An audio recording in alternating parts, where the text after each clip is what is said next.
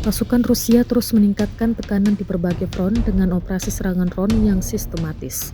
Rekaman terbaru yang beredar di kanal Telegram Rabu 3 September 2025 menunjukkan rentetan serangan mematikan yang berhasil melumpuhkan kemampuan tempur angkatan bersenjata Ukraina.